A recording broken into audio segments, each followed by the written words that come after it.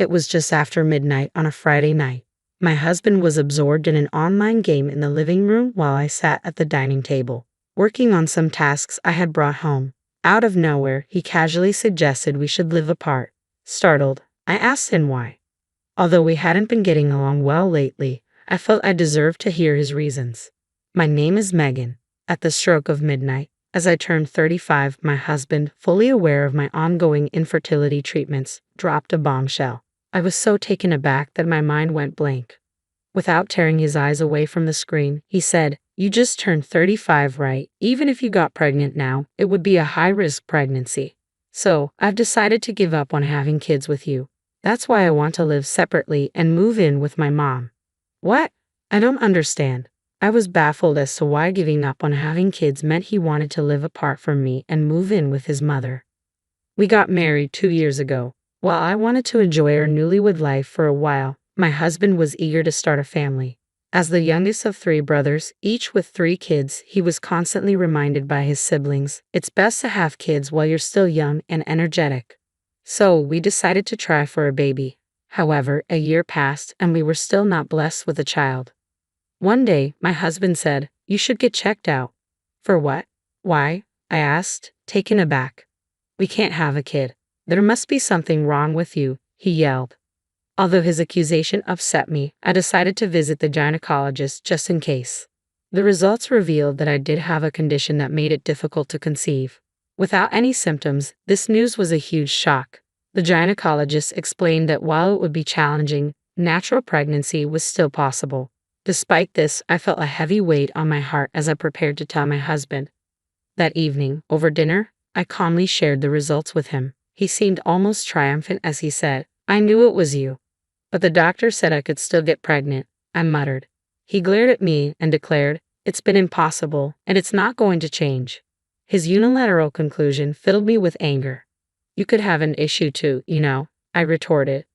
That struck a nerve, causing him to raise his voice. "Megan, it's obvious what the problem is here. How dare you try to blame me?" With a resounding bang, he slammed his fists on the table in frustration. I recoiled in surprise. "You're just a failure. Can't even conceive a child." With that cutting remark, he stormed off to the bedroom. Left alone, tears streamed down my face as I washed dishes. I knew he was reacting out of shock and frustration. If only we could conceive, maybe then we could find happiness together again. With determination, I resolved to redouble my efforts to conceive and regain my husband's love. Regular visits to the gynecologist became routine, but with each visit, my anxiety mounted. Despite focusing intensely on my most fertile days, success eluded me, fueling my stubborn resolve. One morning, I ventured, "Let's try again tonight, okay?" To my surprise, he met my suggestion with disapproval. "Isn't it a bit awkward to talk about tonight so early in the morning?" Embarrassment flushed my cheeks. Reflecting on it, I realized it might seem strange, but we were a couple. It should feel natural. Suppressing my mixed emotions, I tried gently persuading him. "Don't you want a child too?" But my husband shot back, "I never really wanted a child. It's too expensive. My brothers always said a real man has a wife and kids, so I thought I'd give it a shot. But now that it's not happening because of you, I have a respectable excuse not to care anymore." From then on, whenever I approached my husband, he would dismiss me with excuses like, "I'm busy" or "I'm tired." Yet I was just as busy and exhausted from work. Each rejection shattered my pride as a woman. Lately, my husband had become engrossed in online gaming, staying up late into the night. Our intimate life had faded, and even our daily conversations had dwindled to almost nothing. It seemed my husband had lost interest not only in having children but in me as well. Despite this, I persisted in visiting the gynecologist. During my infertility treatments, I was struck by the number of couples at the clinic. It specialized in infertility, always packed with patients. Waiting 2 to 3 hours, even with an appointment, was normal. Seeing so many others struggling with the same issue gave me a strange comfort. Sometimes I would witness a couple emerging from a consultation room, the woman tenderly touching her still flat belly, her husband by her side.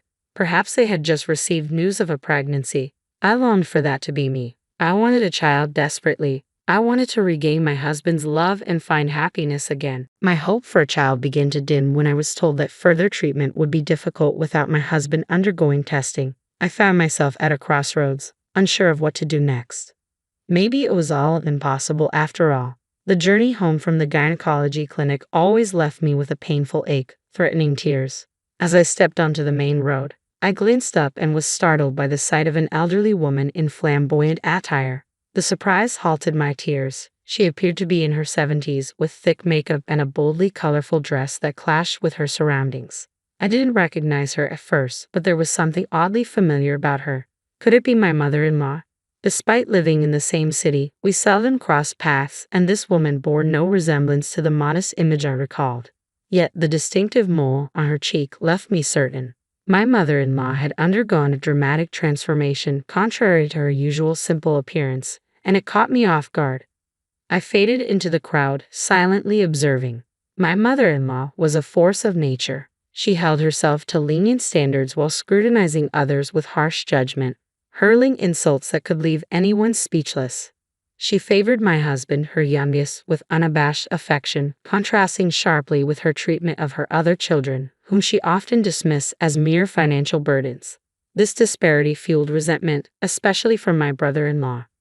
Last year, when my father-in-law succumbed to cancer, discussions arose about her moving in with one of her children. Both her eldest and second sons, along with their families, vehemently refused. I assumed the responsibility would fall to us, but she asserted her independence, declaring she would live alone as long as she remained healthy. Whether fueled by bitterness over being rejected or her innate character, her reaction to my father-in-law's passing was explosive. She publicly accused her sons of ingratitude, accusing them of financial exploitation, and claimed the lion's share of inheritance without considering an equitable division. Despite numerous attempts by my husband and brother-in-law to suggest dividing the inheritance according to legal guidelines, she remained steadfast, refusing to yield, and no one could sway her. Even I received a cold dismissal from her with words like, "I have no interest in getting along with you, so stay away from my house." Compared to the fiery conflicts between her and my brother-in-law and their wives, I found myself in a relatively peaceful position. One day, I spotted my mother-in-law disappearing into a shop without noticing me. I couldn't reconcile this with the woman I knew, and I found myself staring at the signboard of the building she had entered. That night, I debated whether to tell my husband about his mother's actions, but ultimately decided against it. After all, she was an adult, now single without my father-in-law, and entitled to her personal choices. It wasn't my place to criticize her interests or decisions. Since then, I've caught glimpses of her a few times but always pretended not to notice. Months passed, and as my birthday approached, my husband suddenly proposed that we live separately. Curious and somewhat suspicious, I asked him, "Have you met someone else?"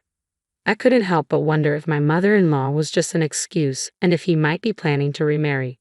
Yet he seemed to spend most of his days at home absorbed in video games, making it unlikely that he was seeing anyone else. I mulled over the possibilities in my mind. Strangely, I felt oddly calm, almost on the verge of laughter. My husband, on his part, responded seriously, "Well, there's this girl in my gaming group who I find interesting, but it's all online. It could just as well be a guy pretending to be a woman, which makes the whole thing rather absurd. He's rational enough to make decisions, so why would he suddenly suggest separation? I just don't understand," I thought to myself as my husband reiterated, "I just prefer living with my mom over living with you." Confusion and hurt filled me. Why would he choose his mother over me? Do you resent me? Has our love vanished? I searched desperately for answers that could soothe my heart and posed my next question to him. As soon as the words escaped my lips, a pang of pain shot through my chest. Did he no longer need me, the woman unable to bear a child due to infertility? Holding back tears, I awaited his response. "No, not really." "Huh?" My husband's response catches me off guard. "Didn't I mention this before? I'm not focused on having kids anymore. We need to find another way to secure our finances." "Money?" I echo his unexpected words. He nods solemnly and explains, "It's about my mom's inheritance."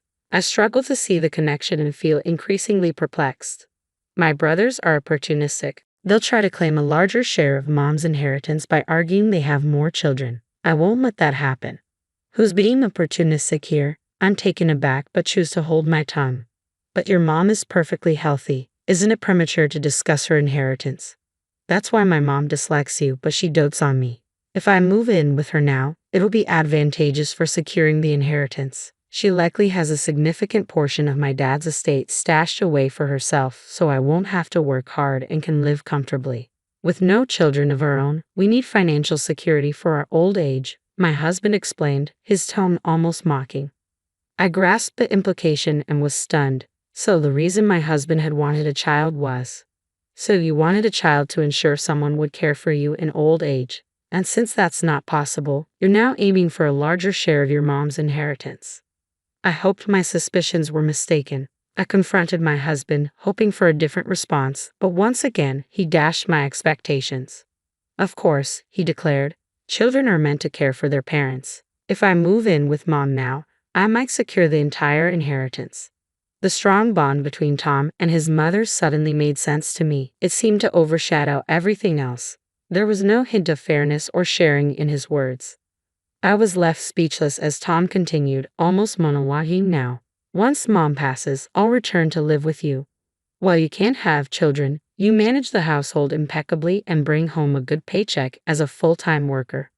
All right, then let's get a divorce. My true feelings burst out, cutting him off. Who would tolerate such treatment, agree to live apart, and then reconcile as if nothing happened? Tom was making a mockery of me. I knew his position as the youngest of three had spoiled him, but this selfish scheme of his was beyond unacceptable and reprehensible. In that moment, all the love I once felt for Tom vanished completely. Let's hire a lawyer to fairly divide our assets and go our separate ways. Huh? Divorce? I never mentioned divorce. We can simply live apart. Hiring a lawyer seems excessive. Although Tom appeared taken aback at first, my resolve seemed to sway him. No, you'll feel better being single too. I won't be satisfied unless we divide everything equitably through legal means. Bringing in a third party to handle the assets will prevent any future issues, right? Tom smirked smugly and relented. You make a fair point. All right, if I secure a good share of mom's inheritance, my retirement will be comfortable, and I might even consider remarrying. Just make sure you don't regret it, I replied pointedly. Likewise, don't count your chickens before they hatch, he retorted, and be sure you won't regret your decisions. The following day, I received a lawyer recommendation from a friend who had been through a divorce and promptly sought consultation. I also informed our landlord that only Tom would be vacating the premises and arranged for movers. As I made these arrangements, I overheard Tom on the phone with his mother, expressing his desire to live with her and fulfill his duties as a son. It shocked me to realize he had proposed separation to me without first seeking his mother's approval. According to Tom, his mother was thrilled about the prospect of living with him. It seemed she had certain requests or things to discuss with him. Surprisingly, preparations for the divorce progressed swiftly. Initially planning for a 50-50 asset split, my skilled lawyer managed to negotiate alimony, securing 70% of the assets for me. If Tom's selfish actions led to her separation, I felt justified in claiming the share. Without hesitation, just 3 days after finalizing the divorce and with Tom returning to his parents' home, I was relaxing in my apartment when my phone rang. It was my ex-husband, Tom. The moment I answered, he pleaded, "Please help me, let's get married again," he sobbed. There was no inheritance after all. My mom squandered everything on male strippers. She's broke now. What's worse, she's buried in debts and has even mortgaged her house. Oh, really? That's rough. Sounds like your mom has a thing for those strip clubs, huh? I chuckled softly. I had witnessed my ex-mother-in-law frequenting those establishments, their exorbitant prices boldly displayed on billboards. I'd seen her enter several times, unmistakably spending a small fortune there. Since Tom became engrossed in online gaming and stopped visiting his parents, his mother seemed to have fallen into this nightlife scene.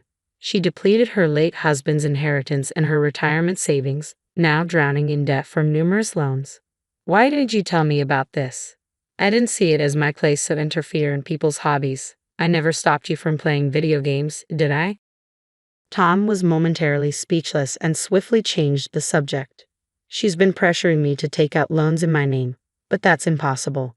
Can't you give me some money from the divorce settlement? If we were still married, it would be our money. No, I responded firmly. Why not? You used to love me, didn't you? Your husband is in trouble. I loved you when we were married, but once you suggested separating, all those feelings vanished. It's clear now that you're only interested in my money. Why would I consider getting back together with you? That's not fair. Mom is demanding my entire paycheck. She insists it's only right for a child to support their parents. She was always good to me. Tom whimpered pitifully, but his expectation that he should always be the center of attention and that everyone else should cater to him mirrored his mother's attitude. They truly were two of a kind. They brought this situation upon themselves, and I felt no obligation to offer assistance. We're divorced now, Tom. We're strangers.